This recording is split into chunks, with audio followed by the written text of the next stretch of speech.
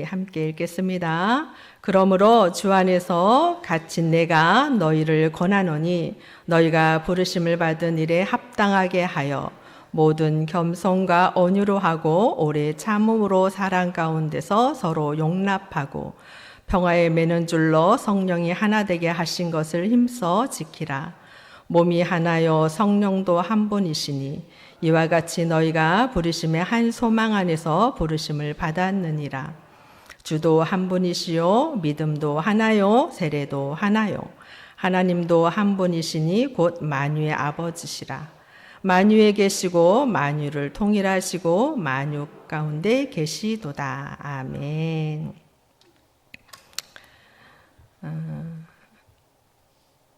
가정이나 공동체나 사회나 국가든 건강하게 기능하기 위해서는 순기능, 기능을 잘 해야 됩니다. 순기능적인 그 기능을 잘해야 국가도 가정도 행복할 수 있습니다. 순기능을 제대로 하지 않는 것을 우리는 뭐라고 합니까?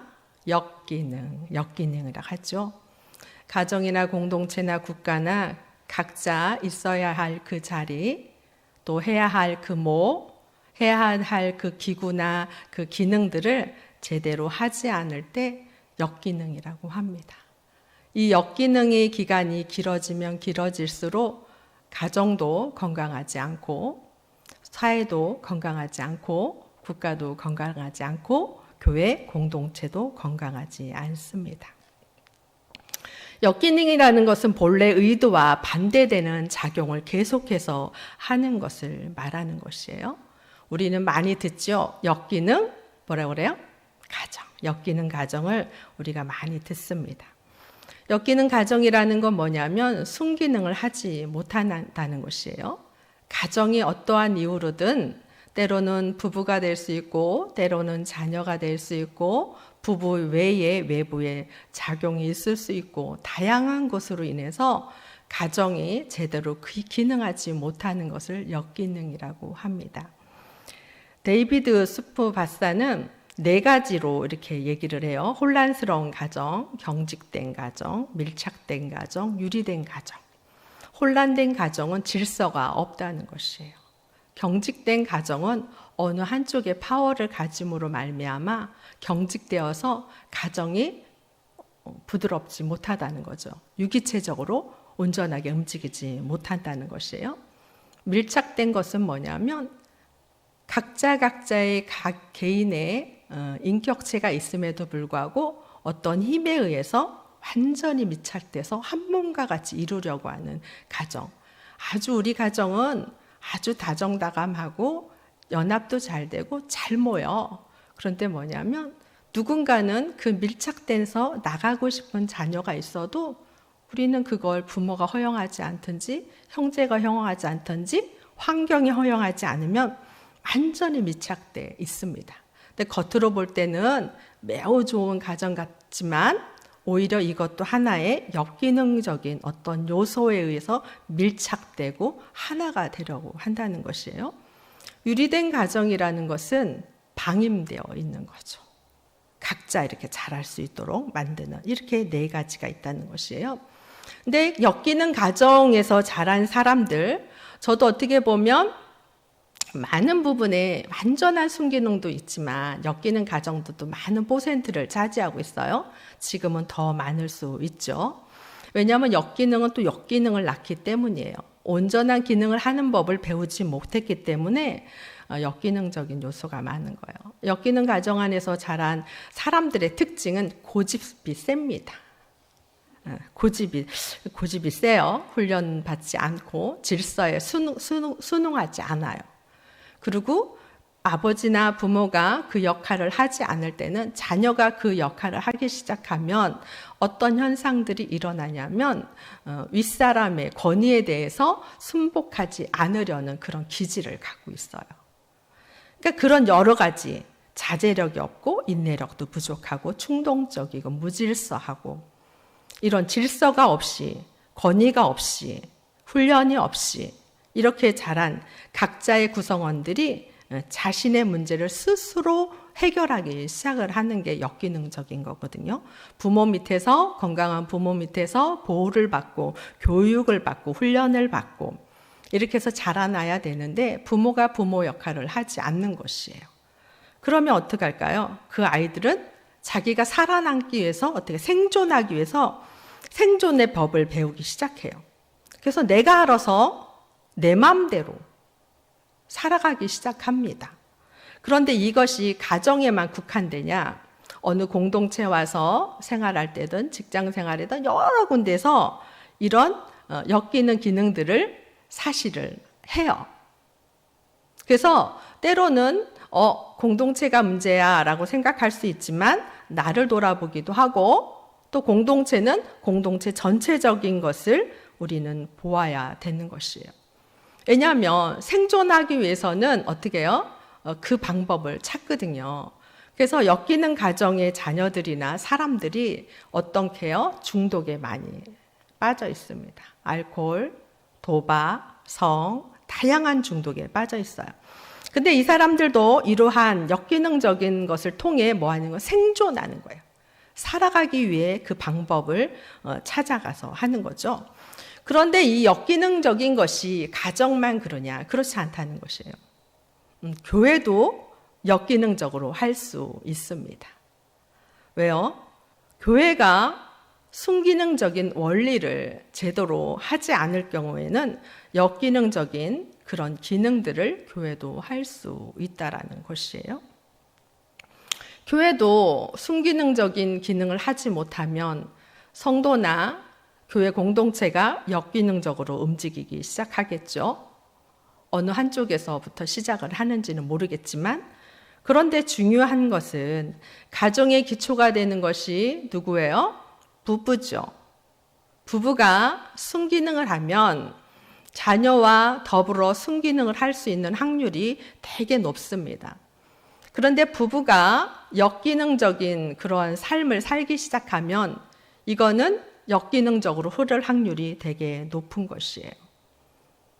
그래서 이 역기능적인 이 기능은 세대 전수를 합니다. 때로는 그것을 깨닫고 배우고 익히고 해서 순기능을 어떻게 해야 되는지를 공부하든 훈련을 하든 무엇을 하든 한 사람은 결혼 생활을 해서 내가 가진 이 가정 안에서는 순기능을 할 수 있도록 하는 사람은 이 세대 전수가 끊길 수 있겠죠. 그러나 그것을 모르는 것이에요. 왜냐하면 역기능으로 살고 있는 사람들은 어떻게 하냐면 그게 정상이다라고 생각한다는 것이에요. 우리가 정상이야 라고 이해하고 살아가기 시작하는 거죠. 그런데 내가 아닌 가정, 또 다른 누군가의 가정과 비교가 되기 시작하면서 눈을 뜨기 시작하면 이게 아니었네 라고 생각할 수 있다라는 것이에요. 근데 그것을 깨닫지 않고 뭐예요? 내가 하는 것이 맞아 라고 고집피기 시작하면 세대 전수는 이어질 수 있습니다. 부부가 서로 어때요? 삶을 살아가는 데 있어서 어렵고 힘든 일들을 경험할 때 그것을 어떻게 극복하고 어떻게 처리하느냐에 따라 그 가정은 어떻게 해요? 연합과 일치를 이룹니다. 그런데 부부가 연합과 일치를 이루는 게 쉬울까요? 그렇지 않습니다. 너무너무 어려워요. 부부가 결혼을 해서 봄, 여름, 가을, 겨울을 다 겪습니다. 참으로 좋은 봄날도 있고 참으로 불편한 여름 날씨도 있고 때로는 너무 멋진 가을 날씨도 있고 때로는 혹독하리만큼 살 수 없을 만큼 겨울이라는 날씨를 겪기도 해요.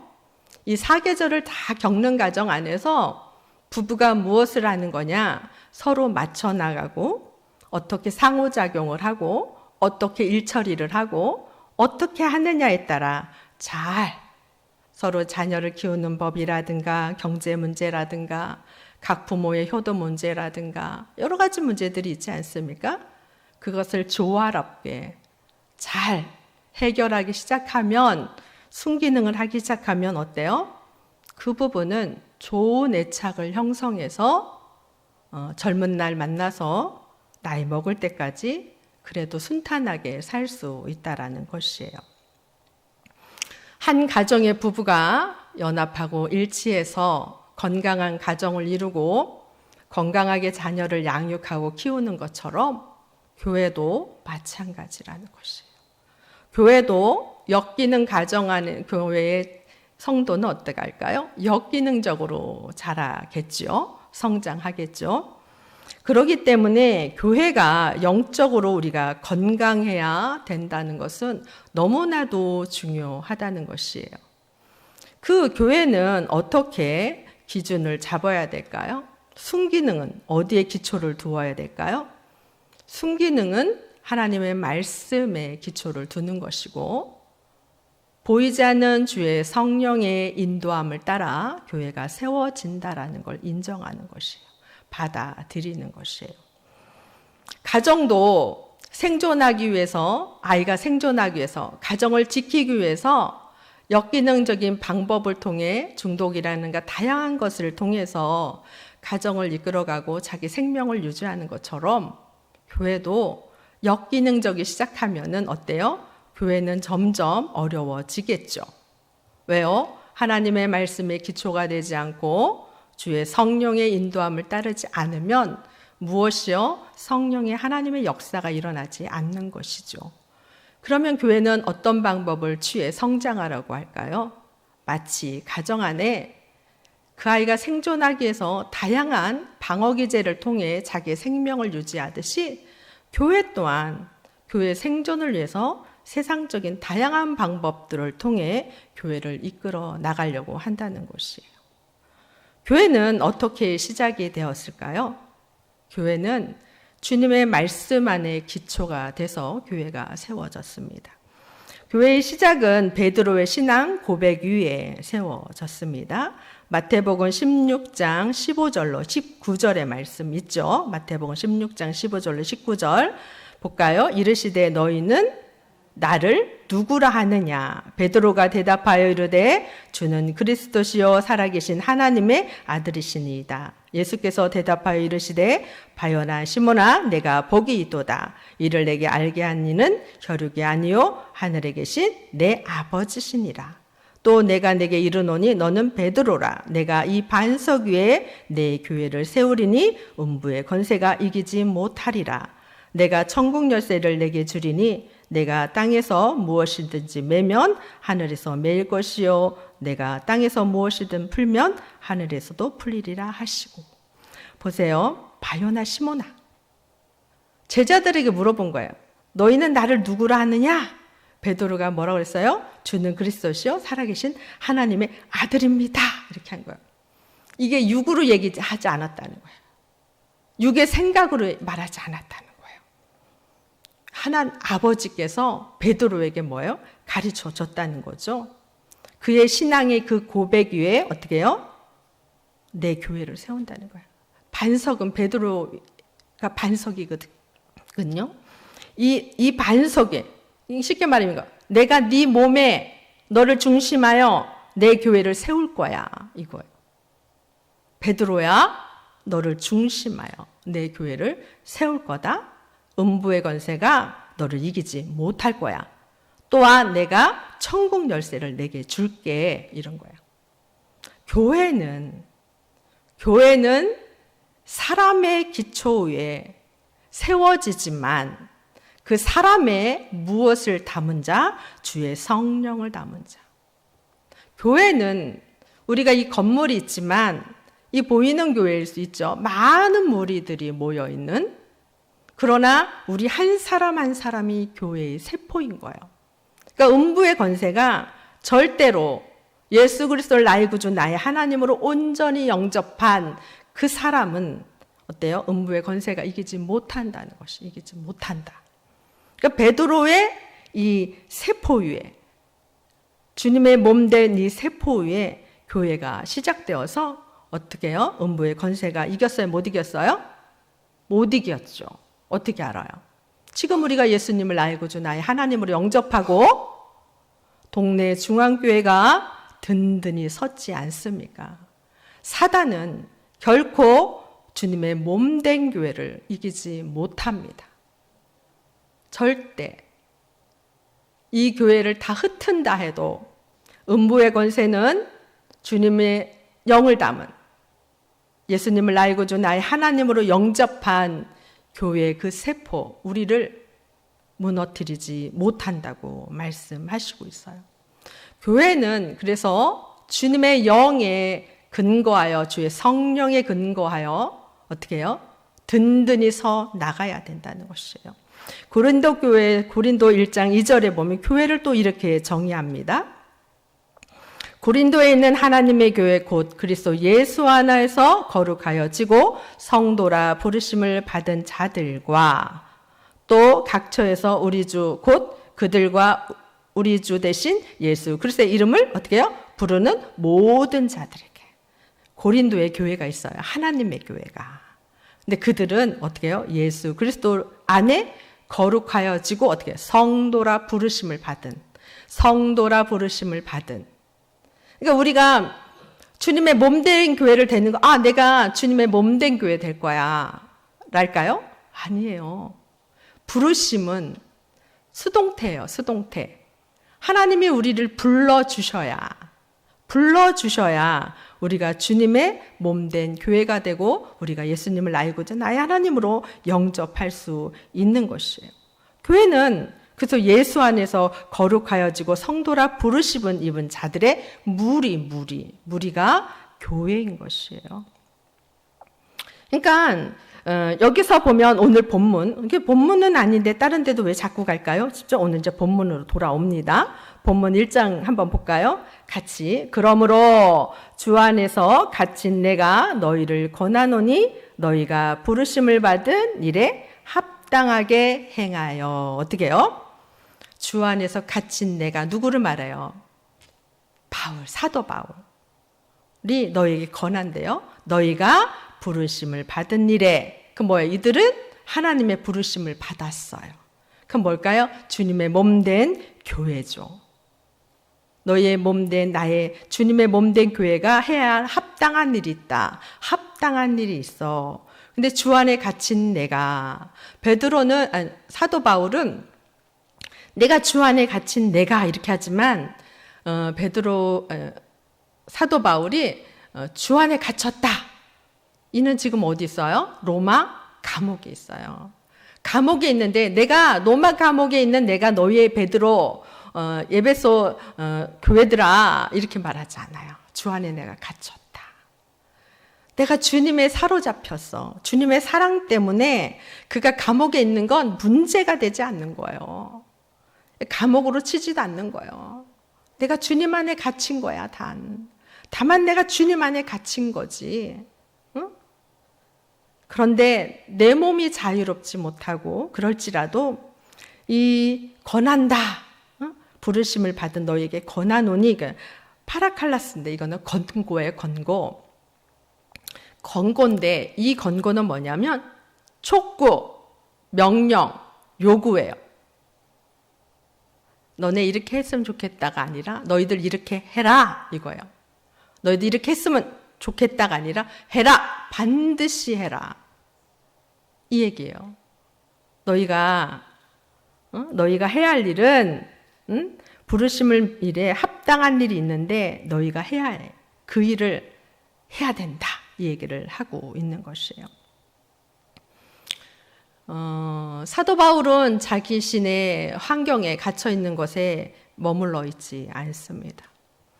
그러나 온전히 사도 바울은 자신의 그 문제에 초점을 두지 않고 오히려 자신이 양육했던 이 성도, 이 무리, 교회의 이 무리에 대해서 너무너무 마음이 가 있는 거예요.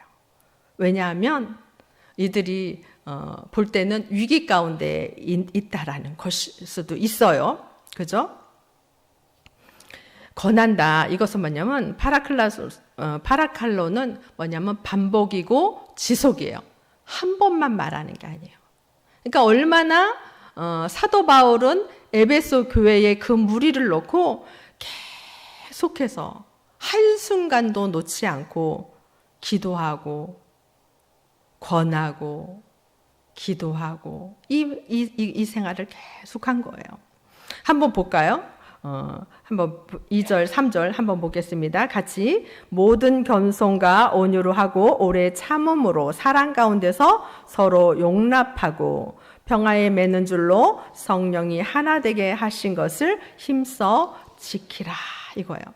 너희가 부르심을 입은 자의 합당한 일을 해야 될 것이 무엇인 줄 아느냐? 3절에 성령이 하나 되게 하신 것에 어떻게 해요? 힘써 지켜라. 힘써 지켜라.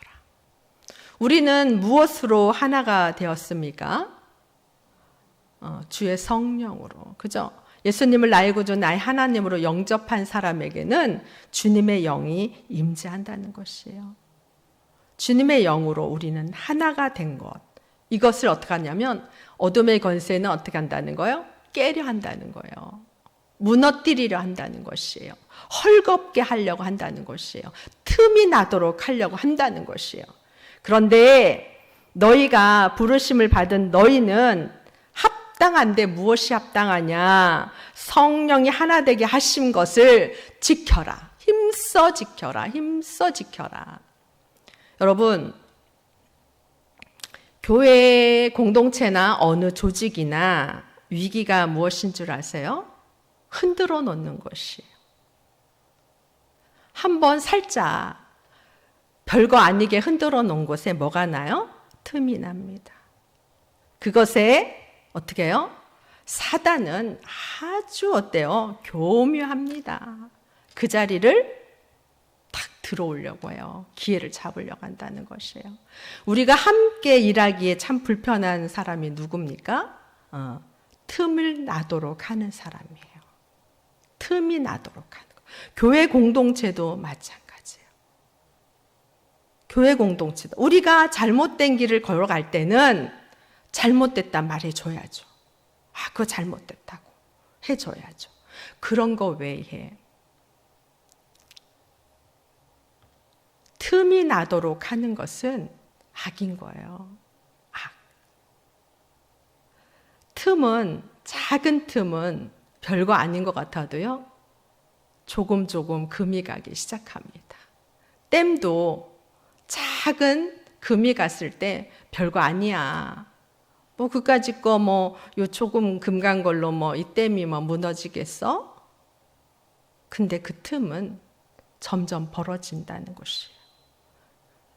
그래서 사도 바울은 에베소 교회에 부르심을 받은 그 안에 틈이 나도록 성령 안에서 하나가 되게 하신 그 주님의 일을 해방 놓고 방해하려는 것을 너희는 어떻게 하라는 거예요? 분별해라, 분별해. 분별하고 성령 안에서 하나 되도록 힘써라, 힘써라. 애써라. 에너지를 쓰라는 거예요. 여러분, 틈이 가고 벌어진 걸 다시 그 자리를 만들기까지 얼마나 힘이 듭니까? 이 부르심의 원어는요, 수동태잖아요. 이거는 교회의 언어와 같아요. 어근이 같아요. 에클레데테라고. 그러면 에클레시아, 교회는 에클레시아라 하거든요. 그러니까 이 어근이 같은 거예요. 부르심을 입은 성도는 어떻게 해요? 교회라 했잖아요. 이 부르심은 혼자만의 부르심이 아닙니다. 그죠? 이 부르심이 어떻게 해요? 큰 공동체를 이루지 않습니까? 우리가 현 교회에 초대교회는 성도가 아닌 사람이 있기는 참 드물었을 거란 생각을 해요. 왜냐하면 초대교회는 하려 하지 않았잖아요. 초대교회는 뭐가 있었어요? 초대교회는 예수 믿으면 죽어요. 핍박이 많았어요. 그러니 정말 주를 사랑하지 않고 주의 온전한 부르심에 응답하지 않는 사람은 그 자리에 있기가 쉬울까요? 어렵습니다. 오지도 않을걸요? 그런데 현 교회는 어떠냐? 너무너무 시대의 흐름 따라 교회가 너무나도 화려해지고 커지고 많은 무리가 모여서 이 힘을 갖기 시작했어요. 그러면 여기서 예수님을 나의 구주 나의 하나님으로 영접한 부르심을 입은 성도가 훨씬 더 많겠죠. 그러나 이 공동체 안에 누구도 들어올까요? 자신의 사적인 욕심 있는 사람도 들어올 수 있다라는 것이에요. 그것은 주님께서도 말씀하셨어요. 가라지를. 근데 그 가라지를 어떻게 해요? 뽑지 말라 했어요. 뽑으면 그 옆에 있는 알곡까지 뽑힌다고. 요즘 현 교회가 어려움이 무엇입니까? 분열. 여기서는 어떻게 해요? 하나가 되게 하는데 현 교회의 많은 부분들이 분열이 일어나고 있잖아요. 그래서 젊은 청년들이나 교회에 어렵고 힘든 것을 경험하면서 떠나가기 시작하는 거예요. 알곡이 뽑히는 거, 알곡이 뽑히는 거. 그래서 중요한 게 무엇이냐? 교회에 성령을 담은 자, 주님의 영을 담은 자들이 하나가 되는 것이에요. 하나가 되는 거. 그래서 영적인 분별력을 가지고 교회가 든든히 서 나갈 수 있도록 하는 것이 그 어떤 것보다 중요하다는 것이에요. 어떤 것보다. 그렇게 성령으로 하나 된 걸 힘써 지키기 위해서는 무엇이 필요하냐? 무엇이 필요하냐? 2절 말씀입니다. 2절. 모든 겸손과 온유로 하고 오래 참음으로 사랑 가운데서 서로 용납하고 모든 일에 겸손, 모든 것에 겸손, 온유, 오래 참음, 사랑 가운데 어떻게 해요? 서로 용납하라. 아까 제가 처음에 가정에 대한 얘기를 했어요. 가정의 역기능적인 거. 부부가 부부로서 맺어서 한 가정을 이루고 자녀를 키우고 시집장가를 보내고 이런 가정 안에 온유가 필요할까요? 필요하지 않을까요? 너무 필요하죠. 그렇지 않습니까? 그죠? 오래 참음이 필요합니까? 안 필요합니까? 너무 필요하죠. 사랑하고 서로 용납하는 게 필요합니까? 안 필요합니까? 너무 필요합니다. 부부 안에도 겸손이 필요하고 온유가 필요하고 오래 참음이 필요하고 서로 사랑 안에서 용납하고 받아들이지 않고는 부부가 함께 평생을 가기가 쉽지 않더라고요. 않아요. 주님의 몸된 공동체 또한 그렇다는 것이에요. 주님이 주신 이 사명, 예수님을 나의 구주 나의 하나님으로 영접한 모든 자에게는 사명이 있습니다. 교회 공동체는 사명이 있다는 것이에요. 그 사명을 감당하기 위해서는 성령 안에서 하나가 되지 않고는 그 사명을 감당할 수가 없어요. 없어요. 여기서 보면 3절에 평화에 매는 줄로 이렇게 했잖아요. 너희가 성령 안에서 하나가 되는데 그 앞에 먼저 뭐가 임했어요? 평안이 임했어요. 여러분, 이 평안은 우리가 스스로 가질 수 있는 게 아니에요. 이거는 그죠? 에이레네스라고, 원형은 에이레네인데 히브리 말로는 샬롬이에요. 샬롬 많이 하잖아요. 샬롬의 주체는 누구예요? 하나님이에요. 하나님. 너희가 성령 안에서 하나가 되는데 그 안에 누가 있다는 거예요? 주의 영이 하나님의 임재도 함께 있다는 거죠.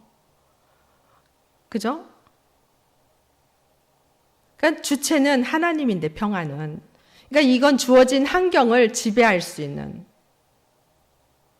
우리가 환경에 염려와 근심, 걱정 이게 있으면 우리는 온전하게 판단을 할 수가 있어요? 없어요? 없어요. 그죠? 이 환경에 사로잡힌 자들이 누구냐면 예수님의 제자들이에요. 예수님의 제자들. 언제 이들이 환경에 확 사로잡혔습니까? 환경에 사로잡혀서 이들은 판단력을 흐려버렸어요. 판단력을 흐려버렸단 말이에요. 그게 어디냐면 요한복음 20장 19절이에요. 요한복음 20장 19절. 이날 우리 같이 읽어볼까요? 나오나요? 요한복음 20장 19절 이날 곧 안식 후 첫날 저녁에 제자들이 유대인들을 두려워하여 모인 곳에 문을 닫았더니 예수께서 오사 가운데 서서 이르시되 너희에게 평강이 있을지어다 이랬어요. 안식 후 첫날 그들이 그죠? 저녁에 제자들이 막 모였어요. 흩어지지 못했어. 모였어. 근데 그들이 모였지만 뭐 했어요? 두려워했어요. 두려워해서 모든 문을 닫아버린 거예요. 그들에게 지금 무엇이 사로잡힌 거예요? 죽음에 대한 영이 확 사로잡힌 거예요. 아무것도 할 수가 없는, 어떠한 행동도 취할 수 없는 그런 상황 속에 이들이 갇혀버린 거예요. 근데 주님이, 부활의 주님이 오셔서 가운데 임재하셨어요. 그리고 그들에게 준 게 평강이에요. 너에게 평강이 있을지어다. 너의 지금 환경 바라보지 말아라. 염려하지 말아라. 걱정하지 말아라. 응? 오로지 너희가 지금 누려야 할 건 평강을 누려라. 이 평강을 그들에게 선포해 준 거예요. 이 평강은 환경을 뛰어넘는 평안이에요. 우리가 그럴 때 있잖아요. 내가 이렇게 편해도 돼? 지금 이 상황에? 이런 여건에 내가 이렇게 편안해도 된 거야? 뭐 이런 거 있지 않습니까? 그건 인간의 힘으로 할 수 있는 게 아니에요. 이 평강의 평안에 대해서 또 누구에게 사사기 6장의 기드온에게도 그가 부름을 받았어요. 이 사명이 너무 커서 너무너무 두려운 거예요. 기드온이. 그랬더니 하나님께서 기드온에게 찾아오셨어요. 너는 안심하라. 두려워하지 말라. 죽지 아니하리라. 너는 안심하라. 두려워하지 말라. 죽지 아니하리라. 아멘. 지금 기드온에게 하나님이 찾아오신 거예요. 그 심령을 너무 잘 아신 거죠. 어떻게 해야 할 바를 모른 그 환경에 휘어잡혀갖고 우리가 때로는 질병, 때로는 가정의 문제, 물질의 문제, 우리 공동체의 문제 여러 가지로 염려되고 근심될 때가 있지 않습니까? 그런데 주님께서 오늘 하나님께서 말씀하시는 거야. 너는 안심하라. 두려워하지 말라. 죽지 아니하리라. 얘기를 기드온이 들은 거예요. 그래서 기드온이 그때 여호와를 위해 제단을 쌓고 여호와 샬롬, 주님의 평강. 여러분, 우리의 부르심을 받은 우리 공동체, 우리 성도님들, 교회는 환경을 뛰어넘어 바라볼 수 있는 이 믿음의 눈, 이게 있어야 돼요. 저도 참 이렇게 주님을 따라오는 길들이 험난했잖아요. 많은 영적 싸움도 있었고 힘든 시간도 있었고. 그런데 가장 중요한 건 가장 두려울 때 가장 주님을 깊게 경험하더라고요. 그 너머에 일하시는 주님. 모든 환경을, 모든 걸 보시고 모든 형편과 처지를 보시고 주님이 인도하시고 역사하시고 이끌어 가시는 그 하나님. 우리가 동네중앙교회 또한 큰 과제를 두고 있지 않습니까? 때로는 염려가 되고 걱정이 되고 앞으로 우리는 어떻게 나갈 것인가 이 교회가 라는 염려를 하십니까? 주님을 신뢰하십시오. 주님의 영, 주의 성령을 신뢰하십시오. 다만 우리가 해야 할 것은 그리스도 예수 안에서 주의 성령 안에서 하나됨 분열되지 않는 것이에요. 사단은 어떤 방법으로 성도를 이간질하고 넘어뜨리고 잡아뜨리고 상처나고 핥아놉니다. 그런데 우리의 시선은 주님이 일하실 걸 믿는 것이에요. 그게 우리가 해야 할 몫입니다. 여러분, 인간이 아무리 지혜 있다 해도 하나님의 영만큼 지혜롭습니까? 그렇지 않아요. 그럼 믿지 않습니까? 하나님은 모든 걸 아시고 모든 걸 보시고 모든 걸 통찰하신다는 거 믿지 않습니까? 아멘? 그걸 믿는다면 우리는 그 하나님을 신뢰하고 기도하며 합력하고 연합하고 일치하면서 하나님 앞에 기도하는 것이. 다만 겸손하고 온유하며 오래 참으며 사랑하며 서로 용납하며 받아들이며 부부가 서로 힘든 부분들을 받아들이지 않는 부분은 계속해서 불행하게 삽니다. 사람은 잘 변해 안 변해요? 안 변해요. 잘 안 변합니다. 그런데 주님의 영이 그냥 확 휘어져 보면 변하죠. 선하게. 그게 온유예요, 온유. 어디서 그걸 알아요? 모세의 그 분노, 그 열정은 사람을 죽일 만했어요. 그러나 그가 주의 성령에 이끌림 당하며 훈련을 통해 연단을 통해 가장 온유한 자가 된 것처럼 그래서 예수 안에서는 변화될 수 있습니다. 교회가 우리가 해야 할 일은 우리가 함께 합력하고 용납하고 받아들이고 가는 것이에요. 부부도 마찬가지로 의견이 있으면 어때요? 다투잖아요. 의견 때문에, 다름 때문에. 그러나 그것을 또 이해하고 받아들이잖아요. 마치 교회 공동체의 성도는 몸이에요, 한 몸. 어떻게 당신과 내가 한 몸입니까? 뭐 이럴 수 있잖아요. 전혀 의견이 다릅니다. 이럴 수도 있잖아요. 근데 주님은 뭐래요? 우리가 교회가 기초하는 것이 뭐라고 그랬어요? 말씀. 하나님의 말씀인 거예요. 하나님이 그렇다 하면 그런 거예요. 그런데 그렇게 되기까지는 어때요? 시간이 걸릴 수 있다, 없다?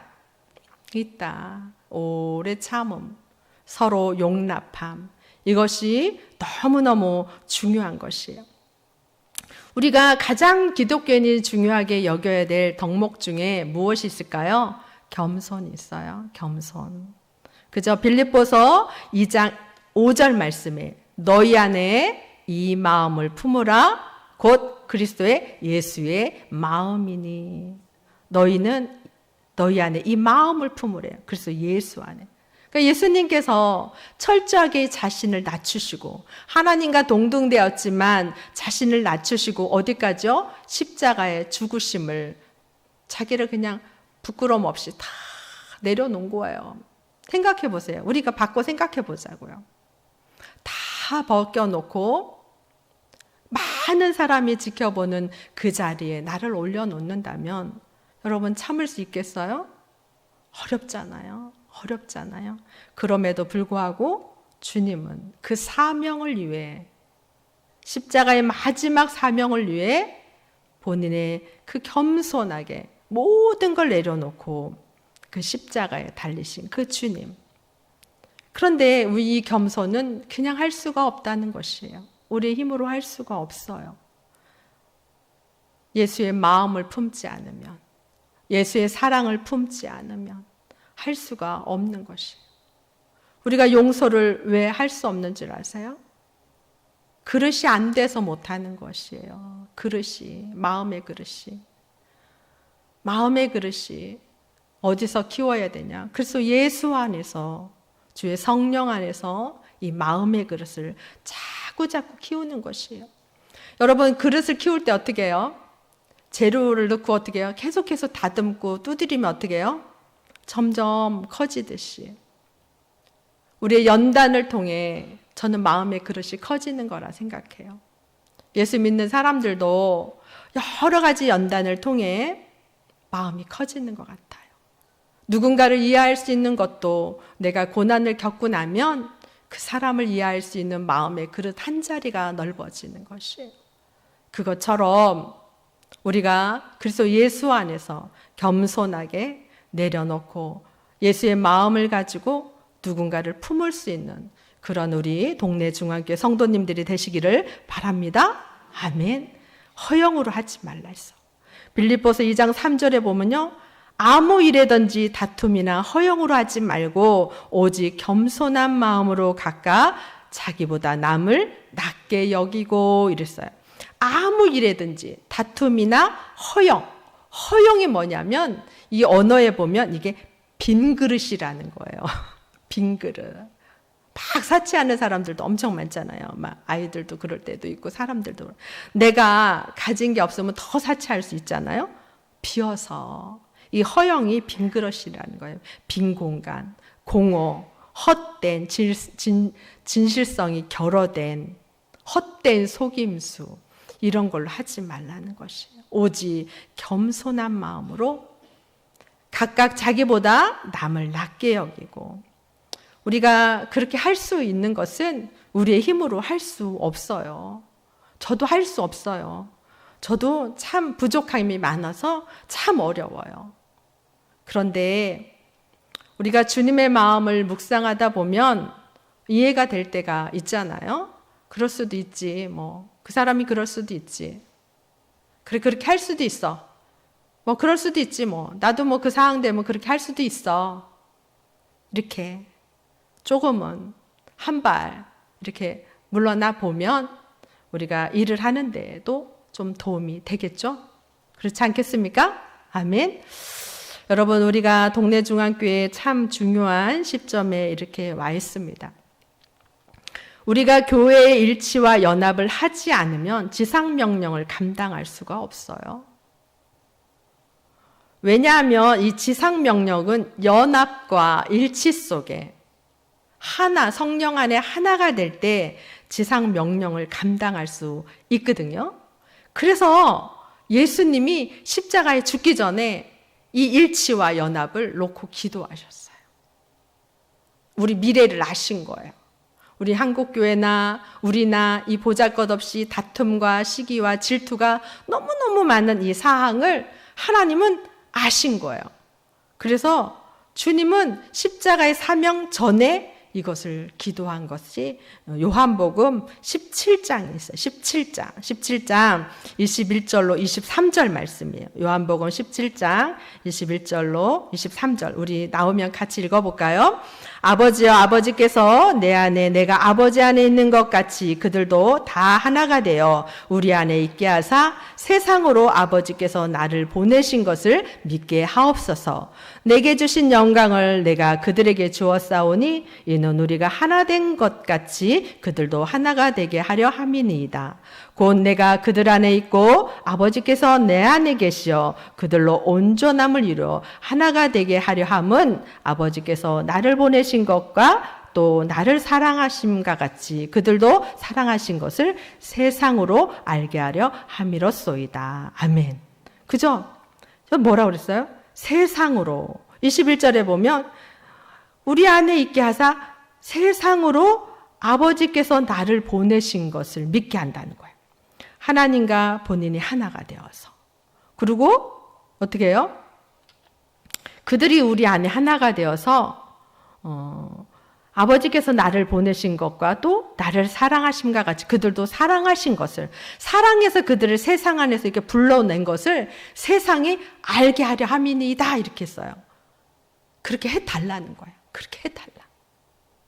그러니까 주님은 십자가에 죽기 전에 매달리기 전에 이 기도를 하셨거든요. 17장이 전체 예수님 기도예요. 그 기도를 했다는 거예요.